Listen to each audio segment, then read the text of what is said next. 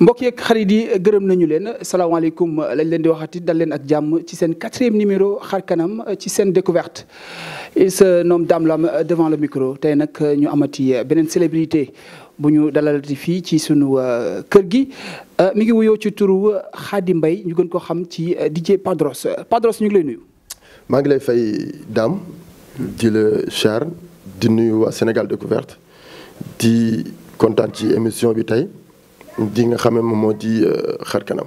d'accord merci beaucoup Padros kooku mooy Padros actuellement di animateur fële ca animateur présentateur sax même fële ca i rajo ak i télé Padros laataa ñu ñëw foofu rek dañuy del rétrospective dellu tuuti ci ginnaaw ñu bëggoon a xam Padros ses débuts dans le média. lu difficile lu difficile nekkul lu yomb comme ni ñu koy xalaatee des fois nekkul lu ñu tëb rek nekk ci. nekkul dañoo am envie génn ci télévision wala génn ci rajo rek ñëw toog dañoo passionné ci affaire bi par la suite ci la ñu yàlla dimbali ñu jot a am jaar-jaar bu xaw a métti boo xamante ni mënuñu expliquer lépp mais jaar-jaar la boo xamante ni sénégalais ñu ci bari xam nañu ko parce que jot nañu ko wax ci dëkk bi ci lu bari yàlla dimbali nag bi ñu ko bëggee topp ko ay at.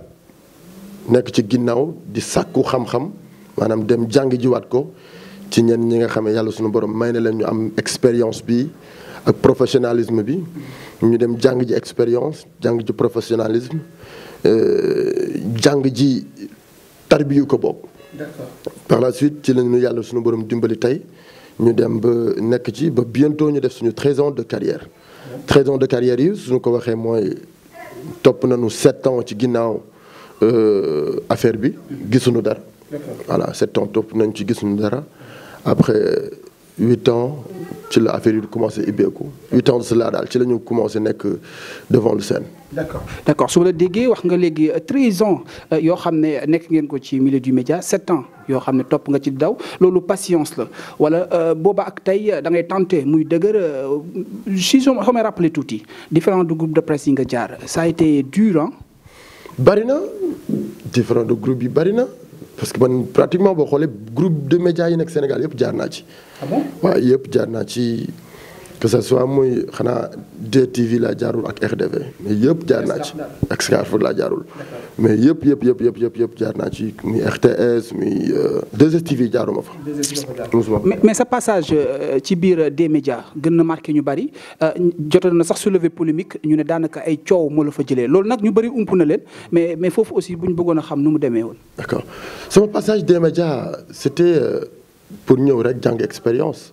ñëw ma fa woon en tant que benn employé bu ñu embauché wala benn employé bu ñu jël muy liggéey foofu dama fa ñëwoon def stage bi ma ñëwee stage dama ñëwoon en tant que animateur début bi ma ñëwee par la suite affaire yi saturé ma nekk ak Pape Cheikh suma mag ma di ko nuyu moom mi nga xamante ni tey tax na Padros expérience bu bari mu nekk ci moom ma ñëw des médias nekk fa en tant que stagiaire di liggéey di sàkku ji xam-xam ci ginnaaw Pape Cheikh nekk fa ba dernier moment bi ma demee ba xam ni carrément que mënatuma fee nekk ci la quitté des médias parce que Pape Cheikh laa waxal ni ko mes grands du ñu jéem a xool ba xam Bougane naka lay jéem a lijjantee pour ma am benn heure ci guddi gi parce que boobu Bouba mi ngi fa woon Pape Cheikh mi ngi fa woon donc temps yëpp saturé na.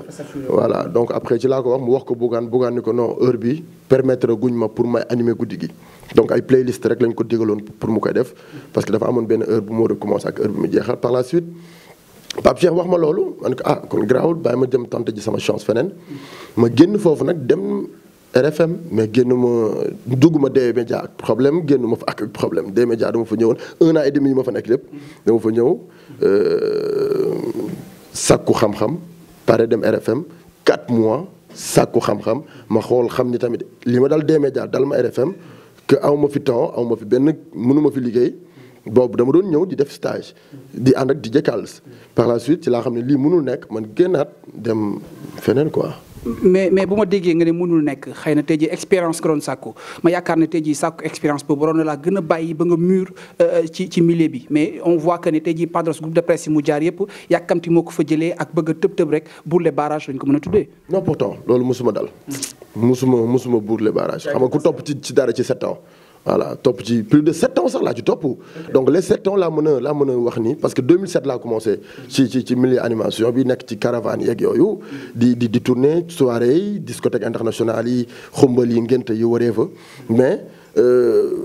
ginnaaw ko topp ci yooyu noonu yëpp wax góoma ne voilà yenn yi dina la jële ci yenn kii quoi c'est-à-dire dama fi nekk mu leer ma ni carrément que fii bu ma fi toogee expérience bi ma bëgg dëgg la am naa ci as tuut mais mën naa dem di lijjantiwaale sama bopp feneen voilà boobu nag yàlla def na ne am na lu nekk sama dënn te ma gis ni li nekk sama dënn su ma ko c'est-à-dire su ma ko exprimer rek non automatiquement dinañ am dara la preuve bi ma génnee Africa 7 Dakar FM laa dem bi ma demee Dakar FM sama premier toog ci rajo di animé c'était à Dakar FM.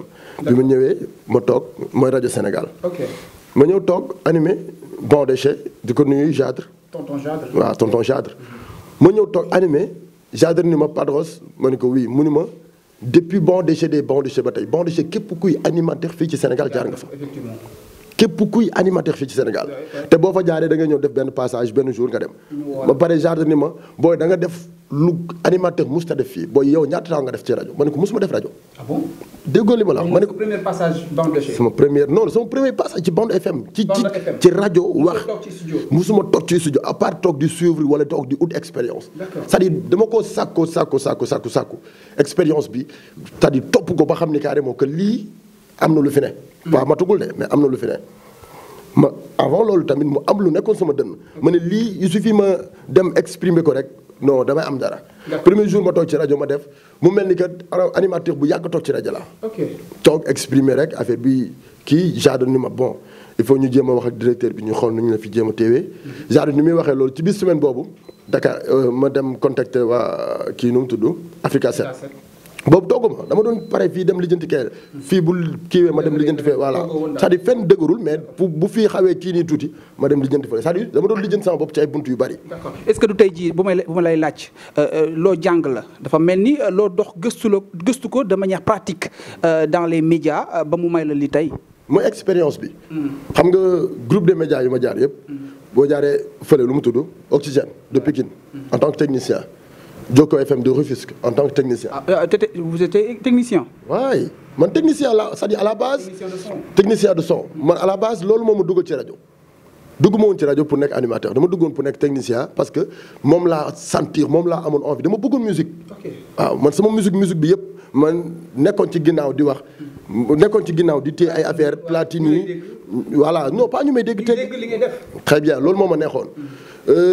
bi ma demee ba benn période Orange moo tax ma wax ci micro na ngeen baal ma ci publicité bi voilà ñoom ñoo ma fekk si gis ma benn jour ma wax ci micro rek ñu ni non comment kii voix bi nangam sangam boobu xaw ma sax talent de voix bi nekk ci man may ànd ak ñoom di def ay caravane ba ñoom nag ñu jël seen affaire yu bari jox ma ko bu ma bëggut a def publicité moo tax bëgguma sori ci affaire yi léegi nag ñoo ma tax ma exprimer wu dugg ci rajo kërëb ba ma duggee ci rajo quelque temps après nekk ci yeneen affaire mais li may nekk lépp technicien bi à la base laa jiital. D'accord. Yàlla nattu ma nag ma dem ba am envie def comme géwël laa en plus. voix bi mi ngi fii. technique de parler bi loolu da nga koy travailler après dina ñëw nànk-nànk. yàlla dimbali ma koy travailler benn par benn di ko travailler ba loolu après ñëw. mais à la base c'était nekk ci ginnaaw platine di xoos yeewu stop nii pare nga ci nekkaat ci leneen. c'était ça quoi. d'accord mais Padros gisoo tey jii am na message bu ñu ma yónnee démb bi ñu gisee annonce bi comme quoi yow la ñuy dalal Padros d'accord kàllaama bi mi ngi fii y a l'éloquence peut-être même la pédagogie mais dañoo seetlu ne da nga jël olof maanaam ci sa kàllaama lépp moo xam les scènes wala sax télé ba rajo du ñu dégg nga dem ci kàllaama nasaraan lu bari. waaw loolu nag question bu ma neex la man dama am sama particularité mooy di jiital olof bi. danoo nekk dëkk boo xamante ni dañuy làkk anglais mais français lañu ëpp li ñuy làkk. te boo làkkee wolof da ngay noppal sa bopp noppal ñi lay seetaan ñi lay déglu ñëpp te yàlla may na ma benn technique boo xamante ni bu ma ko waxee mën naa làkk français mën naa làkk anglais mën naa làkk olof. ki déggul français ki déggul olof mën na comprendre selon ci li may wax ki déggul anglais ki déggul olof di dégg anglais mën na comprendre selon ci li may wax. parce que damay jël les trois di ko mélanger mais à la base li may jiital mooy français bi. loolu communication la boo xamante ni da lay dimbali ñi lay seetaan. voilà c'est-à-dire boo fi ne woon nekk yow tey di wax français li nga war a def benn discours nga jël lépp def ko en français boo paree nga def en wolof. donc loolu day indi benn problème boo xamante ni ci côté communicateur boo xamante ni comme en tant que animateur boo xamante ni moom bu xësee ba wax lu mu wax dootu ci jàllaat. donc je préfère man di làkk français di làkk olof di ko mélanger ak les deux boole ci tuuti français bu jaree ma wax anglais ma boole ci tuuti. anglais bi sax même bu demeewul noonu tey ñu ngi koy jàng jiwaat bu baax a baax anglais bi moo tax duñ ci sawat di ci dikk à tout moment mais à la base li ñu gën a jiital mooy làkk sunu kàllaama dafa am benn jour may def benn discours toog ak Serigne Mbacké Ndiaye boobu mi ngi nekk ministre ci gouvernement bu Abdoulaye Wade c'était en 2012 2013 Serigne Mbacké Ndiaye foofu ñu am benn affaire bu ñu doon def animateurs yu bari ñëw ak ay communicateurs moom Serigne Mbacké Ndiaye moom moo nekkoon chargé de communication bu PDS période boobu ñëpp wax ba pare ñi ñëw animateurs yi wax français ba pare dem ñi wax kër dem ma ñëw toog exprimer wu en wolof mais ni may exprimer wu en wolof dafa nekk c'est-à-dire communication boo xamante ni moom moo ko xam moom en tant que chargé de communication ko xam def na communication yooyu mu pare mu ñëw taxaw devant tout le monde mu ni dama fier ci yow. pourquoi nga am sañ-sañu ci yenn jotaay yu mel nii ngay làkk olof. moom Serigne Mbacké Ndiaye. nga am sañ-sañu di làkk olof ba ñëpp di comprendre li ngay wax. en plus ngay làkk olof ci kàllaama boo xamante ni dafay jaar yoon man damay jàng olof. olofal. dama koy jàng. damay jàng olofal. tey am na fu ma war a dem jàng ji olofal comme ni ma ko bëggee te bu ma fa demee incha allahu rabbi dinaa ko amee ni ma ko bëggee. mais maa ngi jàng olofal jàng bi ma koy jàng mooy ci ay affaires yu ndawaan ci internet bi ci réseaux sociaux yi. donc am ay affaires yoo xam ne da nga koy gis baatu olof la preuve boo xoolee i rajo ak ITV benn baatu olof duñ ko dam. ah bon déedéet. ñun Sénégal ba Sénégal daj groupe de presse yi ngay gis Sénégal yëpp ñun donc ñoo ko fi def. D'accord. journal olof la ñuy titré ci suuf. D'accord. xam nga fii Sénégal on a l'habitude bu ñuy def journal ñu ni journal olof la ñuy def titrage bi ñu ni Dame Lam mooy def kii ñu bind Dame Lam mooy def nii en français la ñu koy bindee. D'accord. te c'est pas normal. mais ay baatu olof ngeen koy bindee. baatu olof la ñu ko war a bindee. D'accord. boo demee bay làkk olof. lépp looy nekk di wax da nga koy wax en wolof. ok journalistes yi dem gis nga léegi seen communication sax dem na ba léegi day commencé yàqu. day yàqu effectivement. dañuy war a wax journal olof ñu war a def olof à la base ñu ni waa dugal ci ay mots français. xew-xew ba amoon fële nangam sangam kërëb nangam na indi na ab accident boo xamante nangam sax accident du olof. français la. donc indi na jëya indi na nangam sangam keneen ak keneen nga xool lan exactement loo xam boo ko demee jàng ci ko après à la base doo sonn.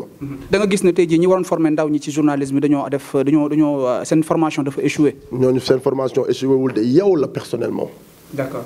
sa doxalin moo échoué. d'accord léegi question bi ma bëggoon bi ñu xawoon a rëcc mooy tey jii Padros gisuñu ko ci dans les grands dîners de gala yi ñuy faral di gis suñu Pape Faye wala DJ Boubs par exemple Padros mi ngi jàng tey jii li nga xam ne mooy parce que tamit don bi d'accord mi ngi fii mais dafa am loo xam ne dañ koo war a jàng tey jii muy loo xam ne comment présenter tey jii lu mel ni dîner yu toll noonu est-ce que Padros mi ngi ci. bien sûr Dame. bari na ay dîner de gala yoo xamante ne maa ngi koy présenter. d'accord fii Sénégal bari na. mais li tax lu bari des ci sama côté ci côté présentation dîner de gala présentation waaw dîner de gala rek laay wax parce que dafa am lu ma war a dem jàngi jiwaat. d'accord te xam-xam googu noonu amul Sénégal. bitim réew laa ko xalaatee ci dëkk bu nu naan Amérique. foofu laa ko war a demee jàng ji jël naa renseignement yi ci waat lépp à distance sama digganteeg école bi ma ko war a defee donc yooyu yëpp lijjanti nañ ko ba toog te incha allahu rabbi bu nu yàlla dimbalee parce que lii mooy suñu passion bëgg nañu dem jàngi jiwaat ko bu baax a baax ba ci métier bii may def am na ci beneen école boo ma ko war a jàng ji encore. muy animation ci boppam. quand tu es à la radio quand tu es devant la télé yooyu yëpp dama koy jàng ji. d'accord. c'est-à-dire yooyu yëpp classé naa ko ba pare te yàlla dimbali na ma à part li may nekk di jàng actuellement mooy français bi laay nekk di jàngaat mais formation bi ma war a def dëgg-dëgg ci côté média yàlla dimbali na ma may na ma xalaat bi ñi ma ko war a jëflanteel nekkuñu Sénégal moo tax ma yaakaar ni kat sama xam-xam googu même bu fekkee am na Sénégal bon fi ma ko gën a bëggee ak fi ma ko gën a sentir ak fi ma ci gën a nekkee à l'aise mooy bitim réew. te bu ñu yàlla dimbalee incha allah dinañ ko matal te boobaa bu ñu ci jógee bu ñëwee ci côté communication anglais sur scène français sur scène parce que tey rêvé wu ma tey nekk présentateur scénique fii Sénégal kese.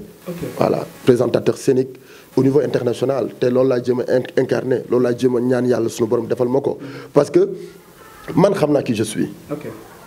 sama voix mën na joxe lu ne ci kàllaama bu ne. su ma la c'est-à-dire su ma ñëwee ci côté arabe su ma déggoon tey ci dëkk bu ñuy wax Maroc Tunisie Algérie whatever su may exprimer en français da nga yaakaar ni benn arabe mooy wax. parce que loolu maa koy travailler sama bopp. d'accord da nga yaakaar ni benn nit koo xamante ni ci arabe yi la bokk. mais Padros dogguma la tey jii internet bi ñuy seetaan bu gisee Padros di wax comme si que ni mën na présenter en français en anglais ba sax même en arabe bon il va dire que non attends kii arabe la wax de est-ce que tamit loolu lu fi nekk la wala loo ñuy wax nii rek la. talent bi la à la base mooy li ma doon wax. boobu ba léegi ni la expérience dafa am solo. nga di ko sàkku. man ba tey jii maa ngi jàng tey laa gën a pare pour jàng tey laay gën a jàng tey laa gën a concentré wu ci njàng mi. mais sa jàng yéexul Padros depuis 13 ans tu es dans le média. non daam xale laa. xale bu tuuti laa. d'accord bokk naa tey ci ñi gën a nekk xale ci milieu bi. mais loolu saa xam nga tamit bëri nee nañu Padros moo jiitu animateur yu bëree bëri. yoo xam ne tey jii daanaka benn génération lañ leen di boole mais 13 ans de rajo nga wax. tey jii rampé nga pendant 7 ans ba tey ñu lay dégg ci média bi gën a peut-être yi bokk ci yi gën a mag fii ci Sénégal 13 ans de rajo gis nañ fi peut-être duñ jël exemple ci kenn mais ku fi def 3 ans ou 4 ans même il a fini même de camper les décors Padros jàng bi yéexul. non Dame. yàlla dafa def. avant may jàng dara wala avant may exprimer expérience laa njëkk a jàng ji. d'accord. plus souvent tubaab bi nee na l'expérience fait la différence. expérience lu mu bokkul xamal ne baaxul. te yàlla dimbali na ma musuma jiital sama image. d'accord. musuma jiital sama bopp. plus souvent sama ay œuvre laay jiital. parce que loolu la Sénégal loolu moo concerné Sénégalais yi ci man. d'accord. depuis 13 ans de cela maa ngi fi. dara yéexul xale laa yàlla nattu na ma teel a dugg ci métier bi. ma teel a dugg ci milieu bi 13 ans boo ci génnee samay at li ci des du bari. barki Serigne Saliou. ah bon barki alxuraanul karim boo ci génnee samay at li ci des ak kus néew lay doon yàlla moo ma dimbal ma teel a dugg ñëw fekk fi grand yi bi may ñëw ñi fi nekkoon di lëmbee Pape Cheikh la buub. mais Padros am nga presque 40 ans je pense. 40 ans amaguma sax 30 ans. comment ça. sérieusement. je blague à part amaguma sax 30 ans pour wax la ni la bi ma fi ñëw Pape Cheikh laa fi fekk ak Boubs Pape Cheikh ak Boubacar Diallo. ñuy doxal ñu dem ba boole ma ci ñoom ñett ñooñu. ñoom ñaar ñooñu bokk. te maa ngi sant yàlla boobu ba léegi est-ce que mës nañu lim ñaar ñooñu ba génn ci te duñu lim Padros. mais bu ñu xool lu ñuy tabb gis nañu Cheikh Sarr sunu frère ñu koy nuyu au passage meilleur animateur 2019 Padros déjà. noté guñ ko foofu xëy na bu ñuy xool tamit y a des gens yu ñuy cité à part Padros. non loolu du ma ci wax en tout cas maa ngi félicité Cheikh Sarr bu baax. di ko encouragé sama grand nit ku spécial. kooku lu mu amul ci liggéey bi rek ci moom la. d'accord ndax xolam ba pare. d'accord non le fait que vous dites que tu es le meilleur animateur boo limee Padros ak boo limee. fan yii tabbee bu ci boppam boo fa demee. ci 3 personnes yi ci laa bokk. mais pourquoi dégguñ Padros ci 3 premiers. nee naa la du ma ci wax. d'accord mais loolu loo gëm la loolu c'est-à-dire loo waxal sa bopp. mais loolu moo am sax li ma la wax ni loolu am. d'accord. voilà pas ay 3 premières wala 2 premières yi Padros ci boppam bokk na ci ñi nga xamante ni tey booy lim animation di ci bind livre fii Sénégal da nga ko ci boole nii automatiquement ci 2 personnes yi wala 3 personnes yi. d'accord. mais quant à ay affaire non jox nañu raaye fii wala def nañu lii wala trophée yi fërëb këram nañu loolu. waaw du ma ci ñëw quoi. d'accord merci beaucoup chers internautes si vous venez de nous suivre yéen a ngi ci seen découverte tey nag ñu amoon seen 4e numéro ci xar kanam kii di Khady Mbaye ñu gën ko xam ci Padros nekk animateur présentateur fële ca iRadio ou même iMedia Invest donc fi ñuy tàbbi léegi rek sunu partie quiz lay doon léegi lay doon. merci beaucoup à l'équipe bi nekk ci ginnaaw Yatma merci Danik Almami Padros pare nga pour quiz. pour loo ci pare naa ci. Léo daal fu ma la woo nga wuyu. moo wuyu si la. ayca Padros c'est hobby maanaam passe-temps il préfère faire le sport ou bien mi ngi ci réseaux sociaux yi tout le temps. sport. lu tax ñu lay gis tout le temps Instagram Facebook parce que loolu temps mënu la ko may ñenn ñi nee nañu Padros moom il est tout le temps dans les réseaux sociaux avec ses moom daal day shooting rek. je suis dans les réseaux sociaux mais comme pas les autres. d'accord pas comme les autres pourquoi. ñu ci bari réseaux sociaux ni ñu koy jàppee man jàppee ma ko noonu. ma réseaux sociaux professionnellement li may liggéey laa fay def. pare naa ci ma dem sama yoon. waaw gisee boo xoolee li ma la wax ni moom moo am. d'accord la preuve da ngay dugg ci sama compte YouTube. sama liggéeyukaay kese nga fay fekk. Instagram. lu dul animation. doo ko fekk. d'accord nga dugg Instagram sama liggéeyukaay kese nga fay fekk. d'accord lu dul sama liggéeyukaay bu fekkee yéen a ngi nii en même temps mën ngeen illustrer image yi ngeen dugal ko. sama liggéeyukaay kese ngeen fay gis. doo leen fa gis quoi que ça soit affaire de comique du fa dugg. affaire yu fi jàmbur du fa dugg. lu dul projet bu ñu séq man ak yow. ma am ci benn part de responsabilité mu wër ko dugal. lu mel nii wala rajo wala. lu mel nii wala rajo wala télé. dara du fa dugg. ok tout ce qui est professionnel. dama ko fay dugal sama ay compte la. parce que pourquoi nee naa la expérience. dafa am solo. d'accord. benn Dame Lam bi nekk Amérique soxla na ñu ngi naan ko Padros xamul kan mooy Padros. ñu ko may duggal Instagram wala nga duggal YouTube di nga xool kan mooy Padros. bu duggee day xool xam ni carrément kii il est professionnel. ci contenu bi nga def. dama am contenu. ok sama contenu nag dama koy respecté. te depuis que ma nekk Padros tey pour coow lii ay affaire de buzz ak succès yi nii mun naa ko créer léegi de parce que maa ngi koy créer ñu bari toog jàpp sama ñaam. waaw. ok Padros marié ou célibataire. célibataire. lan moo tax boobaak léegi Padros ñu ngi koy dégg d'après problème yi fi jotoon a dégg avec sunu petite sœur Abiba loo xam ne jotoo sax rendre compte kenn mais problème mu jigéen ñi chaque jour pourquoi pas ba léegi nga nekk préféré doon célibataire. pour affaire Abiba damaa waat ni dootuma ci waxati. waaw parce que amaluma importance. ok amalul ñii seetaan importance. d'accord voilà. mais ñun ñi nga xam ne tey jii ay bon dañuy saytu xibaar di ko jéem a dégtal askan wi ngir mu leer seen i nopp. vous êtes des célébrités. parce que amul sens. affaire de Abiba ak Padros amul sens. ah bon non lan sens la. amal na sens ñenn ñi peut-être les internautes ils préfèrent savoir qu'est-ce qui se passe réellement. xam pourquoi wax naa ci ba pare. amul sens benn sens la amul sénégalais ak internautes ak yooyu parce que affaire de ëmbal ak affaire yoo xamante ne dañ ko colomitif teg ko loolu amul sens kenn. sa loxo dara ne wu ci. ay waxi kasaw bu ñu lay wax ci leneen. ok pourquoi tu préfères ba léegi doon célibataire. jotagul bu jotee léegi ma ñëw ci. d'accord am na ku fi ne. bien sûr. d'accord ñu fi ne wala kenn. ñu fi ne ku fi ne. non ñu fi nekk wala benn. mën na nekk ñu fi ne mën na nekk ku fi ne koo ma ci laaj rek kenn nga bëgg a xam. dama bëgg a xam ñaata ñoo fi nekk. ñaata ñoo fi ne bari na. ah bon. mais Padros mi moom ëpp fi na. non pas ay ëpp fi. bon benn tur d'accord d'accord ñoom daal nga préféré ñu nekk fii prégo pour takk si ñoom ñëpp xamante nañu ou bien yow yaa préféré dundee noonu daal ñëpp nekk fi. bu jotee yomb ki war a doon suma soxna yàlla bind na ko démb. tu préfères nekk ak ñoom ñëpp. pas ñoom ñëpp mais en tout cas maa ngi ci. d'accord dafa mel ni yaa ngi daw question boobu parce que. non maa ngi ci sama ay œuvre maa ngi ci sama préparation pour takk soxna.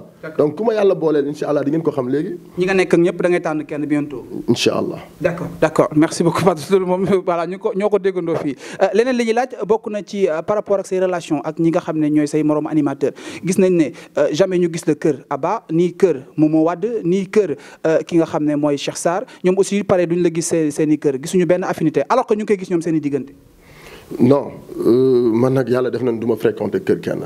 voilà des fois yàlla def na ni dina partager ak ñëpp ci jàmm ak salaam. ku ma jug dem ci sa kër seet ji la c'est parce que lenn moo tax benn business bu gàtt après mu jeex quoi mais ñëpp ay jàmm la ñu séq man ak ñoom. voilà ku indi ay xëyroo ngaa yow yaa ko incarné man incarné ma sama yoon nekku ci. boo ko incarné xam naa fi ma lay xaar. sama liggéey laa lay xaar dinaa la dóor ba ngay bëgg a dem ma tege laa côté. d'accord est-ce que loolu moo tax Padros mën a gaaruwaale parce que gis nañ ne des fois ñenn internautes ñoo koy wax ñu ne Padros heure bu toogee ci bande FM bi day wax comme si que ne xale yi soog a ñëw seen jàng mokkul tu es le meilleur yaa fi nekk et tout. non xale laa man xale bi soog a ñëw laa voilà. non man mii personnellement tu es mon ami toog naa un jour dégg ci rajo Padros ne xale yi ñu fiy dégg tey jii ñu leen di coow peut-être xëy na leneen la mais dans le cadre ci liggéey bi ñu nekk maa leen ci mën fuuf te seen jàng ñoom des na. dafa nànk du ma bàkku jamais au plus grand jamais. naan damaa mën sama liggéey wala naan dama naf nangam dama kërëb mais xam naa qui je suis sénégalais yi xam nañ qui je suis. voilà. dernièrement du ma gaaruwaale ci rajo. loolu yàlla def na ko du ma mës a gaaruwaale ci rajo. dernièrement. du ma man professionnel laa ba pare di gaaruwaale ci rajo li may incarné permettre ma may gaaruwaale xam nga la ma concerné def sama liggéey professionnellement. ba ku teg ñaari liggéey yi di nga xool qualité ak quantité. d'accord dernièrement yow ak Boubs Padros zéro modestie tey jii du ma bàkku te gisuñu loolu boo toogee ci télé wala rajo. man ak Boubs comme. Bon, on a vu que mi ngi lay mi ngi lay flatter même et tu étais en train de dire que oui c'est man la et tout. non maag Boubs loolu ay fo la rek maag moom ci plateau bi Padros nangam sang moom nag yàlla dafa maa bëgg. waaw. nit ñi dañu naan fii laay amee occasion pour wax loolu sax. Padros da ngaa bëgg Boubs da ngaa bëgg Boubs. ma ne leen. parce que gis nañ nga affiche boo leen gisee Boubs ngeen xam ne Boubs moom gën a bëgg ka man ni ma ko bëggee. d'accord. Mais su may dégg Padros di wax tey jii à l'endroit des autres animateurs kan ak kan nga ci ëpp affinité bu ma wax Boubs ni Pape Cheikh Diallo. affinité ñëpp jàmm laa si xëy ñoom mais amuma ci kenn kii quoi. xam nga waaw. lan moo tax demlanteeg dikkalante gi des lu tax gisuñu Padros ak exemple bi ñuy jël peut-être bi gën a yomb Abba par exemple. non mi ngi am demlanteeg ak dikkale mais dañoo amul jot rek mu nekk ci liggéey ma nekk sama liggéey. d'accord di def liggéeyam à côté may def sama liggéey à côté. voilà des fois mu sànni xeer à côté man tamit ma conc ko à côté. ok si la bokk daal li ñuy mujj a seetlu tey jii mooy yow ak Pape Cheikh Diallo seen i début yéen ñaar la woon.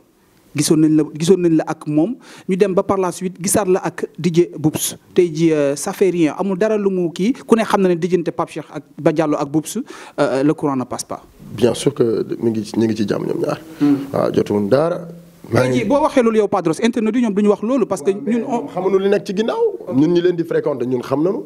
waaw diggante Pape Cheikh ak Boubacar foofu moom amul dara c'est-à-dire Sénégal moo mel noonu. waaw nanu bàyyi man awma fi pour waxal Pape Cheikh wala pour waxal Boubs. d'accord voilà ñoom nañ ñëw waxal seen bopp man daal loo ma laaj. man wax la ci sama. d'accord yow bi mu concerné par rapport sa diggante ak Pape Cheikh Diallo meleetul na mu daan melee parce que gis nañu say début bi ngay nekk Africa 7 fi tax ñu xam la. dégg nga li ma la wax xanaa daam sama grand la sama mag la sama xarit la. mi ngi ci liggéeyam di liggéey man maa ngi sama liggéey di liggéey. amuñu benn problème. d'accord. amuñu benn problème. Pape Cheikh ak expérience bi mu def ci man lépp lan lañ ban problème la ñu am ak moom. foo xamante ni toog naa fépp ni Pape Cheikh expérience bi nekk ci man moo ko fi def. tey bu ma defoon sax man du ma ko jàppee dara. Pape Cheikh bu ma tooñoon ba mu leer ma ne yow tooñ nga ma non dama koy jàppee xam-xam gi mu def ci man. d'accord ok fi ñuy terminer mooy tey jii Padros Family entre la famille et les amis ou bien même les fans gis nañ ne Padros daanaka ñu bari ñu ngi ñuy faral di wax ne fan si club yi muy am lu ci bëree bëri y a des problèmes entre les filles ou bien ils ne œuvrent pas dans le social dégg rek laa ci am nag dara wóoruma ci. waaw loolu nag ànd boo gis nag am na ay xiiroo ngaayoo mais yàlla suñu borom def na ni Padros Family déggoo bi ñu déggoo man sax daf maa yéem man waaw. mun naa ni bu ma fa sànnee kàddu ci ñoom toog di leen conseiller benn yoon lay doon ci at bi. ndax xam seen doxalin. waaw xam seen doxalin ça veut dire que seen bopp la ñu nekk wala ñu ngi œuvrer ci social. ñu ngi œuvrer pratiquement bu baax ci social à chaque fois ñu ngi ci social. d'accord Padros Family ku leen xam ci social nga leen xamee. tey bu groupe de famille yu bari nekkee fii Sénégal di œuvrer ci social dañu ko xoolee ci Padros Family. te duñu mës a lâché wu te at bu jot ña nga ca. waaw bien vrai que da ngay am envie pour poser question pour les Sénégalais mais yow mii sax xam nga ci dara. effectivement d'accord am na solo d'accord Danik ñu ngi lay remercier bu baax a baax merci beaucoup Yatma loolu nekkoon suñu deuxième partie bii di Kizz ñu enchaîner directement suñu troisième et dernière partie loolu nag day concerner un peu ci les projets ak fi nga xam ne fa la Padros jëm.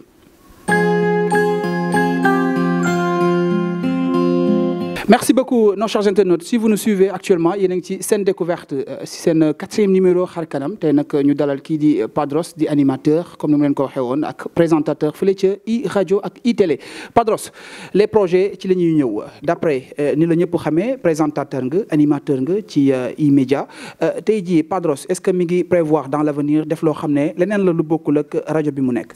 bien sûr. lu mel nan. lu kenn mësut a gis ci sa Afrique. mën nañ ci am opus. non du ma ci wax. doo ci wax waaw mais en tout cas lu kenn mësut a gis ci Afrique. projet la boo xamante ni projet bu mag la.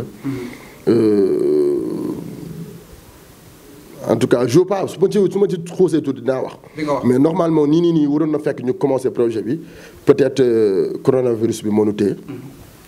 projet la boo xamante ni concerné na waa France waa Italie waa Espagne. projet d'événementiel la en tout cas voilà donc àdduna bi yëpp waa Mali Mauritanie fu mënti doon ci àdduna bi ñi ngi ñëw Padros ak ay yeneen affaires yu nekk ci ginnaaw donc xamante ni du Padros kese mais à la base Padros la. d'accord waaw dañoo gëstu jamono jëlee gis benn affiche bu sunu xarit Loras dugal ñu gis Padros ci biir affiche bi ak ñeneen nit loolu xëy na dafa wuyoo tuuti ak événementiel maanaam agence de com bu war a taxawal wala. non man sama ay projet bopp man dong la da ngeen ci gis Padros présente wala KMP présente. loolu ngeen di gis directement Khadim Mbaye Padros. voilà donc mooy li ma la doon wax léegi bu ñëwee incha allah foo leen gis Padros présente wala KMP présente wala Padros show présente xam leen ni lii pour Padros la. voilà mais quant à ci affaire boobu téléfilm la comme artiste la. ak animateur. donc am naa droit def ay téléfilm ak yeneen quoi. ok tu es le chargé de la production wala dañ la ciy jël wala sa yëfu bopp la boo jël sa moyen def ci. non dañ ma ciy jël en tant qu'acteur. d'accord tey jii bu may laajaat Khadim Mbaye jamono ji yaa ngi biir E-Media ëllëg nga jot l'appel de Sen Découverte exemple ou même l'appel de TFM beneen télé rek bu mu mën a doon whatever est-ce que Padros dafay jugee ak condition wala il préfère rester ak DJ Boubs jamono ji. instant bi gisuma lu may génne ITV. télévision yi nekk Sénégal yëpp bu ñu sañoon ma toog seen écran. la preuve seen télévision seen directeur yi ñu ngi seetaan.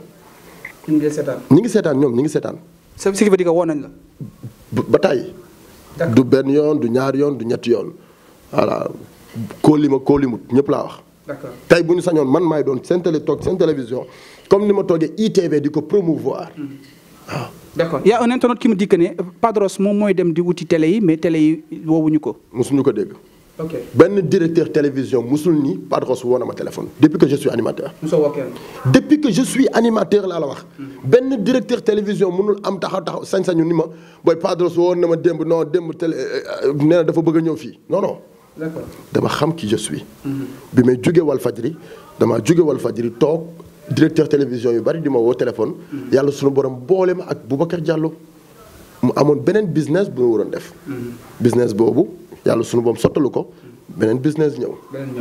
effectivement bu ñuy xool ba tey sur les projets de Padros tey jii gis nañ la jamono jëlee da si crèche yi ak yenn ñi nga xam ne c'est les enfants diminués ku ne xam aussi tolluwaayu dëkk bi fi mu toll ak dëgërwaayu dëkk bi Padros bu ñu gis li ngay def lépp ba ci mbas mi am ni di corona bi gis nañ nga séddale ay dons certains disent que ne Padros moom la ñu teg au devant mais am na yeneen bonne volonté yu koy jox xaalis muy def lii. bu ñu remercier moom ñooñu la war a taxaw gërëm mais pas moom en personne. foo gis nit kuy dem am na ku koy jàppale. am na ku koy dooleel. Padros dafa nekk au devant mu ngi yëkkati ci xaalis boppam di def. mais akus néew la parce que barilewul ab ndongo la buy jëng nekk di liggéey di am akus tuut di bokk ak njabootam ak i famille bu amee as tuut lu des mu jël ko bokkook nit ñi parce que noonu la ma yàlla bindee. dama juddu ngir di liggéey su ma amee di bokk ak nit ñi ñaanuma yàlla di am lenn.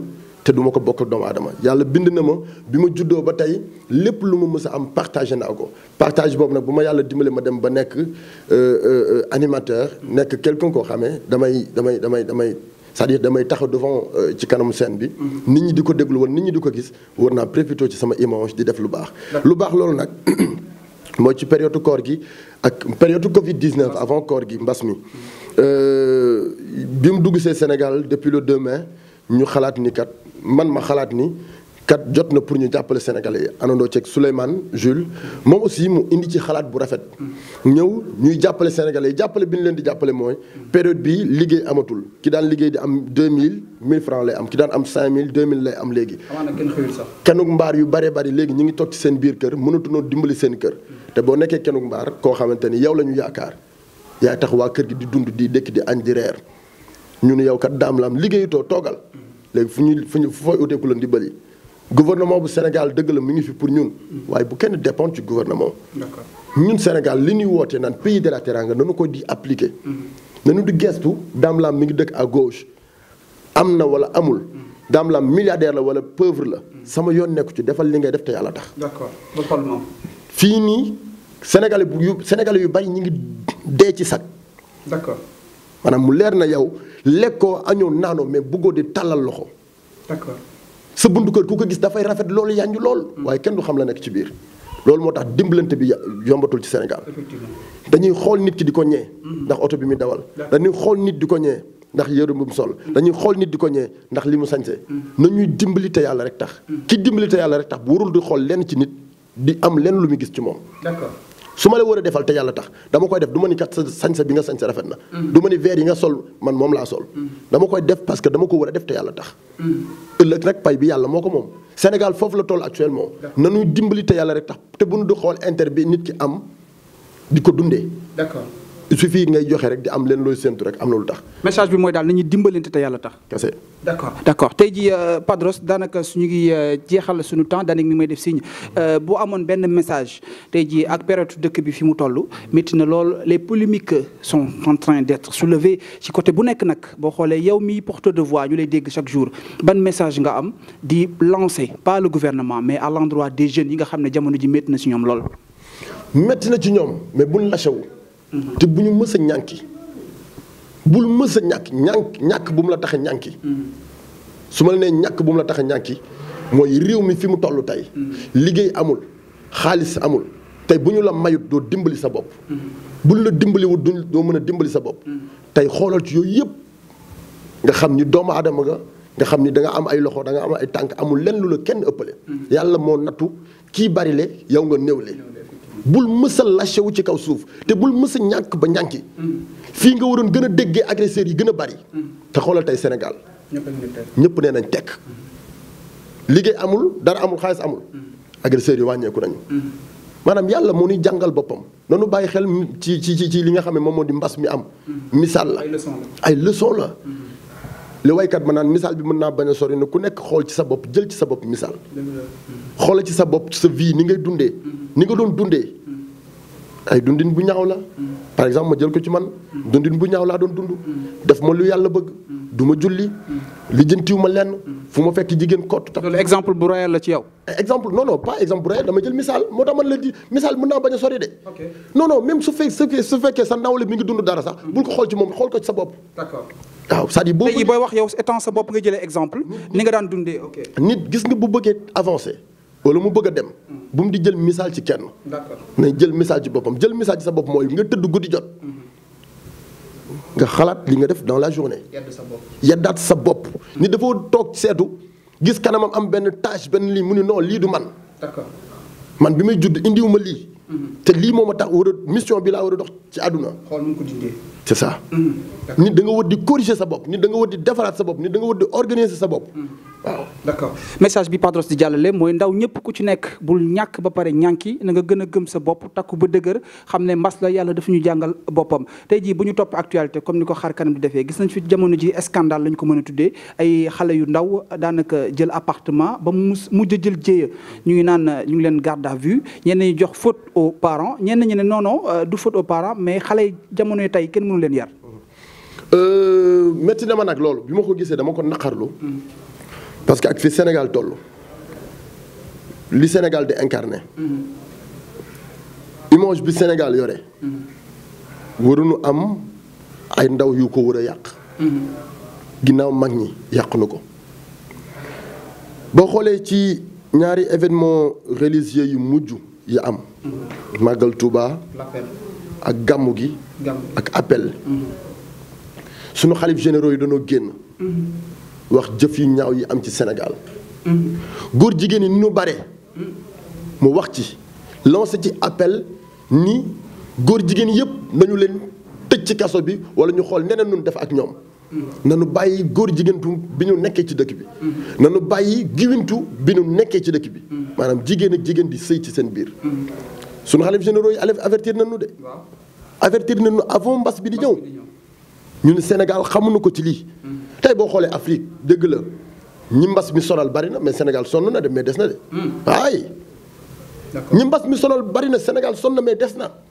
parce que ñun yàlla suñu borom ñim ñu may xalif généraux yooyu ñoo ñuy protéger des fois Sénégal moo gën a tuuti ci Afrique d'accord pourquoi mbas mi mënoon ñëw rek ñun ñëpp ñu deewandoo ñu ravagé ñu ñun ñëpp am nañu ay protégé ñu ngi ñuy protéger ñi ngi wax ak ñun nañuy bàyyi xel ci loolu la ñuy wax des fois di ko appliquer tey mais Padros dogguma la est-ce que jotoo aussi tamit message pour nga wax ndaw ñi tey jii ñu gën a foofu dinaa ci ñëw mais dama bëgg a joxe message rek ci suñu xalif généraux yi bu ñu demee ba ñoom ñuy gis loolu di wax man mastamaak ñun ñu nekk ci réseaux sociaux yi ñoom duñ dugg ci réseaux sociaux duñ seetaan lu bari télévision mais dañu toog fi ñu toog di yëg ni dëkk bi bari na balaa d'accord góor jigéen góor ak góor ngeen di sëy ci seen biir. jigéen ak jigéen ngeen di sëy ci seen biir. réellement loolu est-ce que existe na Sénégal Padros. dafa existé nga nekk kilifa di takkum suuf ak yeneen yu fi am. bien sûr donc yooyu bu ñu demee ba communiquer ci rek c'est parce que dëkk bi salte na. dëkk bi kii na c'est-à-dire ñun ñoo war a xoolaat ci suñu bopp ci suñu biir defaraat ko. tey suñu xale yooyu nga xamante ni barki Demba Ndiaye génn nañ dem fii nu mu tudd mixta je sais pas c'était mixta. mais xoolal image boobu dafa ñaaw. fan la Sénégal toll ba ngay def jëf ñu ñaaw di ko filmer. d'accord mais Sénégal est-ce que Sénégal boobu toll nañ fa. il paraît que bon foofu tamit ñu leeral tuuti rek il paraît que bon justice commencé na def enquête ñu ngi leeral ne du mixta beneen cité la bu dul mixta. xamuma après bi ma gisee vidéo yi laa ci pare. bi ma xamee ni lii Sénégal la rek dégg leen ñuy laa ko olof ma xam ne lii fii la. non man laa ni man xaw ma ban Sénégal lañ ne. d'accord. c'est-à-dire automatiquement sama xol tàng na dama doon xalaat naan lii man est-ce que sama rakk man war na dund lii man ñoom ñii laay xoolee sama ay rakk ñoom xale yi. est-ce que sama deret war na dund lii. est-ce que ku ma xam war na dund lii. Sénégal war nañu fi gis. ñu ni Sénégal la ñu ko gisee. léegi benn bu ñu nee Sénégal pays de la teranga nga nekk américain nga nekk Amérique ñun la Sénégal kërëb nga dugg ci réseaux sociaux yu xool gis Sénégal ñu def affaire de guintu affaire de góor jigéen affaire de kii nu mu tudd. porno ak yéen yoon noonu waree fa. yow da nga naan non Sénégal bi ñuy wax ay pays de la teranga pays islamique pays laïque pays ñoom gëmuñu dara. ok boo nekkee benn nit ku gëmul dara nga xool Sénégal gis. dugg ci internet loolu la ñuy wax. bien sûr. parce que naka la ñu nekkee Sénégal suñu ay doom xale yu ndaw jug di def ay affaire de yoo xamante ne yow lii yow teguñu ko ci suñu mag ñi sax sañnu ko ñun xale yi bokk ay xale lañ ba tey. mais mag ñi sax sañnu ko. ñun seen i mag d'accord. ay xale gisoo ne faute aux parents tey jii Khadim. ci la bokk à la base yar gi moo des. ñenn ñi ne parents yi defuñ dara jamono metti jamono bu mettee xale yi di yor ay millions di dugg ci ay appartement di. parents yoo leen ko jox. xam nga fu ñu ko jëlee. ok mooy li may wax rek ñàkk ba ñànki xale yi dañoo bari xam-xam. dañoo bari pexe. fi ñuy jëlee xaalis bul ko xam. parents yi mën nañ leen ko jox parents ñoom mën nañ ko lijjanti ci seen bopp. d'accord fi jamono toll parent dina jël xaalis bu bari di jox doomam. déedéet. dafa metti yow liggéeyoo parent bi doon dem liggéey ji di indi ci kër gi moom amul lum liggéey jël ay millions di la ko jox. nga dem liggéey ji appartement ngeen nekk ensemble di def du n'importe quoi. di filmer seen bopp di def ay affaires yoo xamante ne que lii wax ko ci kàddu sax fay ñaaw. c'est-à-dire nu ku ne dundam. dëgg la mais ci sutura. d'accord adduna c'est-à-dire noonu lay doxee. adduna mooy dundal sa dund nga suturaal sa bopp. yàlla borom sutura bi ci bopp yàlla mi nga xamante ne moom mooy yor sutura doomu aadama yi. musul xawi benn sutura doomu aadama. tant que yow xawi woo ko. dëgg la yàlla mi gis ñëpp mi ngi lay tiim mi ngi lay gis yow yaa ngi ci biir néeg di def du n'importe quoi. di suturaal sa bopp da lay gën a suturaal. d'accord suturaaloo sa bopp mu gën la xawi sutura. d'accord xale yooyu suturaaluñu seen bopp. suturaaluñu seen famille. te nag boo ci xoolee ba ci biir ay famille yu baax la ñuy bokk. d'accord famille yu baax. yoo xam ne seen i waajur xamuñ loolu. mais ok sama papa dafa bokk ci gouvernement bi sama papa dafa bokk ci tel buur la sama maam dafa bokk ci kii nii kërëb lu ma def dañ koy lijjanti automatiquement. loolu Sénégal moo demee noonu léegi. Sénégal moo demee noonu di ay kaddu Padros li ñu cëraloon ci waxtu jeex na defe naa ne waxtaan wi sax daanaka amoon na solo fi mu nekkoon waaye dañuy remercier bu baax toute l'équipe qui est derrière ba lii mën a yemb tey en l'occurrence Danik Almami ak ki nga xam ne mooy Yatma di nuyu bu baax a baax sunu directeur Ousmane merci à vous Padros sa kaddu gu mujj. mooy ñu dem liggéey ji. waaw moom sama kaddu gu mujj mooy nañ liggéey ji. boole ci jaamu nekk ndaw waaw jaamu yàlla ci liggéey la bokk. nekk ndaw weesuwul nga dund màgg ba sa njëriñ say famille di la xool te jariñoo leen jur mu dee du yara dal de jur lu ni léng te mënul dara looloo yara dal te loolu da nga ko war a bañal sa ay wayjur wolof Njaay ne layo bi jeeg bu doom ya màggee atte maanaam tey doom yi dañuy màggee atte ci safaan maanaam layo bi jeeg sa ndey day liggéey ci biir kër gi ba sonn nga màgg war a dem dimbali sa way jur après ñu naan kat kii ni day am liggéeyuñ ci biir kër gi tey mi moom mi moo ko fay. sa ndey day liggéey lu baax. yow doom nga yàq ko. nga yàq lépp. nekk ci lu bon duñ la gis ci lu baax. doo def loo xamante ne ëllëg sa ndey dina ci kontaan sa papa dina ci kontaan kenn wala du ko la ci fekk naw la ci. nanu xoolaat suñu dundin. ñun ndaw ñi nanu xam ne dañoo nekk ay ndaw dañoo toll ci liggéey. nanu dem liggéey ji. ki toll ci jàng xam-xam na dem jàngi ji xam-xam. ki toll ci dem uti ji na dem uti ji. ngir ëllëgu réew mi. ci suñu loxo la ne. ngir ëllëgu suñu njaboot ci suñu loxo la ne. dimbali sa réew dimbali sa njaboot. d'accord am na solo message fort bi nga xam ne moom la ñu Padros jox loolu nekkoon seen 4e numéro xar kanam ma àndoon ci ak Padros ci seen découverte merci beaucoup encore une fois suñuy chers internautes woy leen di abonné suñu chaîne en même temps dañu topp ci toutes les comptes réseaux sociaux yi nga xam ne ñu ngi fa jàmm ak jàmm lañ leen di wax di leen jox dig daje semaine prochaine jaa ngeen jëf.